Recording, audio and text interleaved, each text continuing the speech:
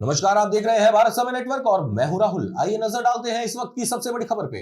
राजस्थान के देवली उनियारा विधानसभा क्षेत्र में चल रहे उपचुनाव के दौरान निर्दलीय प्रत्याशी नरेश मीणा का एसडीएम को थप्पड़ मारने का मामला न केवल राजनीति बल्कि कानून व्यवस्था और प्रशासन की निष्पक्षता पर भी सवाल खड़े कर रहा है।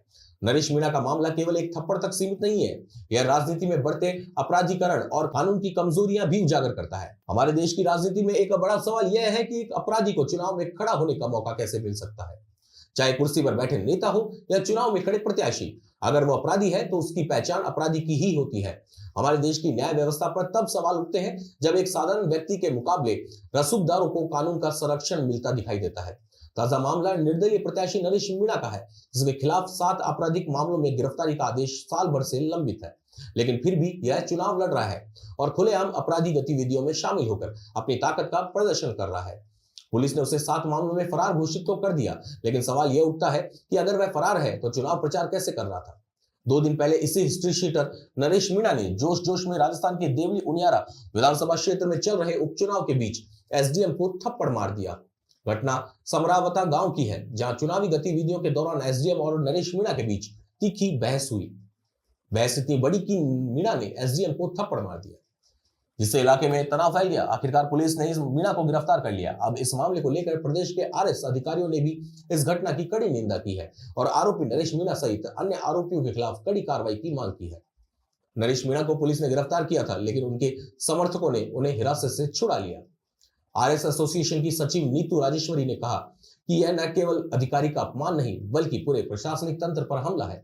आरएस एसोसिएशन की इस चेतावनी को विभिन्न सरकारी संगठनों ने भी अपना समर्थन दिया है। पटवारी संघ और सचिवालय के कर्मचारी भी इस विरोध में शामिल हो गए और इस वजह से प्रदेश का सरकारी कामकाज भी प्रभावित हो सकता है। वहीं इस बीच फरार होने के आरोपों पर नरेश मीणा ने मीडिया से बातचीत में कहा, हाँ, मैंने एसडीएम को थप्पड़ मारा क्योंकि वह बीजेपी का एजेंट था। प्रशासन ने ग्रामीणों पर अत्याचार किया, इसलिए मैंने यह कदम उठाया। अगर प्रशासन सही होता तो यह स्थिति नहीं बनती। मैं पुलिस हिरासत में भागा नहीं, मैं सच के लिए लड़ रहा हूं। अब मार पिटाई करके नरेश मीणा किस सच के लिए लड़ रहा था, ये तो वो ही जाने। मगर नरेश मीणा का मामला इस बात का उदाहरण है कि कैसे रसूखदार व्यक्तियों को पुलिस द्वारा हमेशा से ही परोक्ष संरक्षण मिलता रहा है। अक्सर पुलिस का रवैया अमीर और गरीब, रसूखदार और साधारण लोगों के प्रति अलग अलग होता है। अगर कोई आम व्यक्ति मामूली गलती कर बैठे तो पुलिस 24 घंटे के अंदर उसकी गिरफ्तारी कर उसके भविष्य को अंधकार में बना देती है। वहीं नरेश मीणा जैसे अपराधियों पर गंभीर मामलों में गिरफ्तारी के आदेश होने के बावजूद उन्हें खुलेआम घूमने दिया जाता है।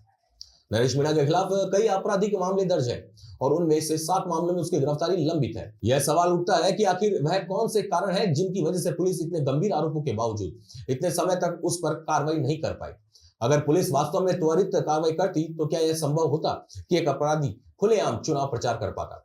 इस मामले ने पुलिस की निष्पक्षता और भूमिका पर गंभीर सवाल खड़े कर दिए हैं।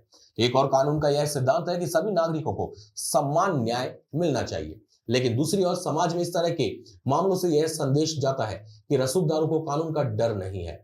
यह हमारे पास कानून और प्रशासन पर भी प्रश्न चिन्ह लगाता है कि क्या वह केवल साधारण नागरिकों पर ही शक्ति दिखा सकता है। नरेश मीणा जैसे अपराधियों का चुनाव प्रचार में शामिल होना और खुलेआम गुंडाई करना यह दर्शाता है कि कानून का डर केवल कमजोर और आम जनता के लिए ही है। आम जनता की संतुष्टि के लिए अब जरूरी है कि पुलिस की जवाबदेही तय की जाए और ऐसे मामलों में उन पुलिस अधिकारियों पर भी कार्रवाई हो जिन्होंने कानून का पालन सुनिश्चित नहीं किया।